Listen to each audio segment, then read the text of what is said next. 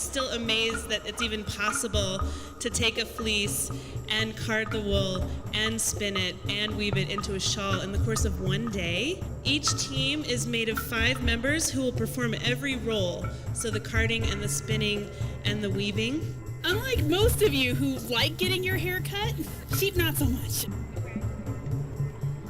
All this wool under here, it's called belly wool. We don't want to keep that. It's all matted and gross, as you can see. Obviously, this is stuff we're not going to keep, which is why we go first.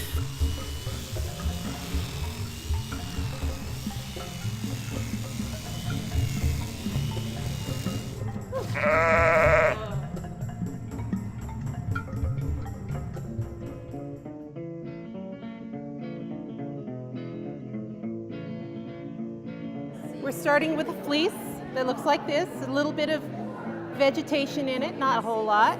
And we're picking it apart like this. And then we're running it through a drum carder. It's got little teeth and it combs the fleece as it goes around until it's in a nice form like what she's got here, so that it can be easily spun into yarn. We're in the midst of another pretty major craft revival, I would say, or craft revolution. Allison Smith's project here for the MCA is one manifestation of that revival.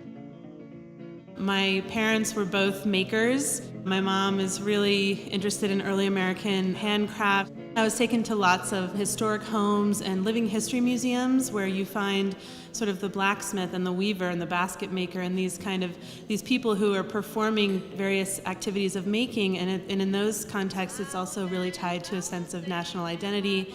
And I got really interested in that idea of sort of performing craft. You can pretty much start anywhere. I'll just start down here and then you can start down there. And what you do on the back is you just come through and you actually poke through the linen with the needle and then leave a little tail hanging off like that. Yeah.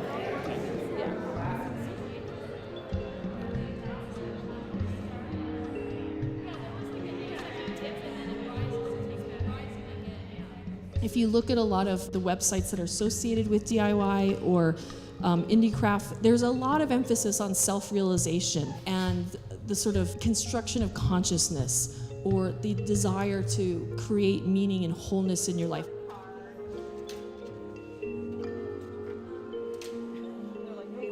We're using 2 varieties of sheep. Then we'll take it over to the loom and our weaver will weave it into a shawl.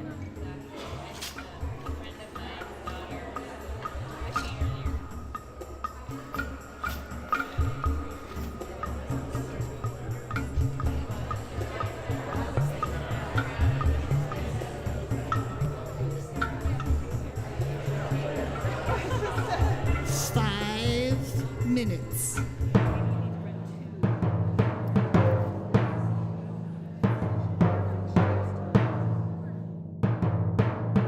So with your combined votes, we will soon find out who the winner is.